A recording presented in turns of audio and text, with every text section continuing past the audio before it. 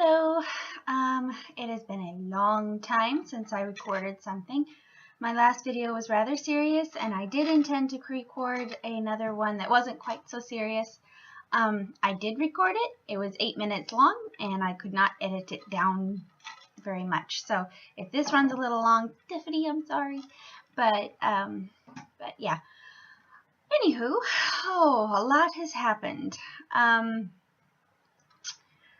Hubby is finally studying to go before the board for promotion, which is exciting and stressful, but I'm very proud of him. He's working very hard. Let's see what else.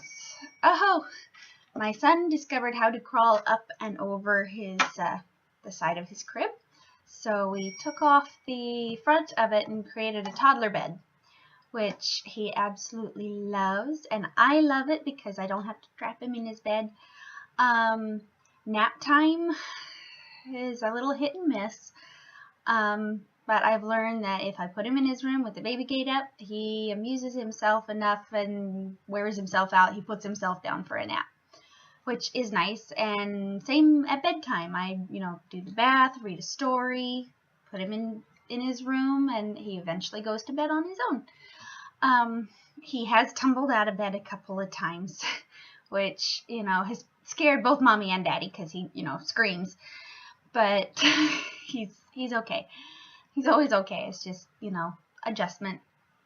He's so used to rolling over and having the side of the crib there to roll against that it's not there anymore. So it's a little frustrating for him.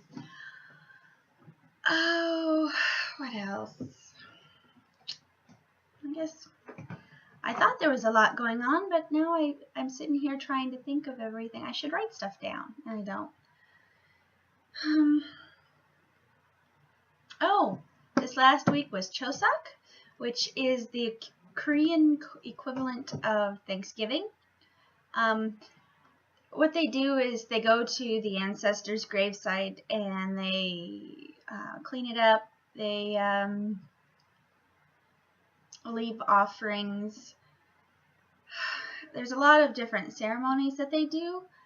A lot of the Korean families will wear the traditional dress, the hanbok, which is very interesting. I learned that you can tell the difference between a married woman and a single woman by the colors of their hanbok and how they wear their hair. Single women wear the brighter colors like the pinks and the teals, the really bright colors, and they also wear their hair in a braid down their back. Married women wear more subtle colors like navy blue and burgundy and stuff, and they also wear their hair up in a bun or just up off their neck with a hair stick pin through it. And you can always tell their social class by the material that stick pin is made from. If you're richer, it's made, if you're a little more wealthy, it's made from gold with jewels in it, or, and then it goes silver, bronze, and the poorest one is wood. They carve it out of wood. It's really interesting because we had a family wear the traditional hanbok. The husband was a soldier who married a Korean woman, and so they got their hanbok as a wedding gift. And they have these wide headbands that goes around their heads. The women do, and it hangs down. There's long stripes, and there's like pearls draped in it. The wives, the mother's was just a plain black with the strands of pearls, and the daughter's was the black, but it had colorful embroidered flowers all in it with the pearls. It was very beautiful. I want to get one for my goddaughter Becca. She's going to be a year old in December, so I'm hoping that I can find one for her. Yeah. In January, just to give you guys a heads up, January my son and I are going down to Hawaii to visit my goddaughter and Michael's godparents. Daniel unfortunately will not be able to go with us because he only has a certain amount of leave time, and he wants to save it up for when we get stationed back in the States. We'll have a little extra time to see family and stuff before we get settled in the new place. Let's see here. We had a little interesting occasion happen. I think it was Tuesday night, or was it Monday night? Monday or Tuesday night. Anyway, there has been, and this is going to sound absolutely disgusting, a serial defecator around the apartment complexes. There are several buildings in our complex, and apparently there is somebody who is going around leaving their mark just in random places that is not a bathroom. So that's been a little strange, and of course there's the usual holiday, people getting carried away, drinking too much soju and doing stupid stuff. Well, anyway, there was a meeting at the management office last night, which is right down here outside our windows.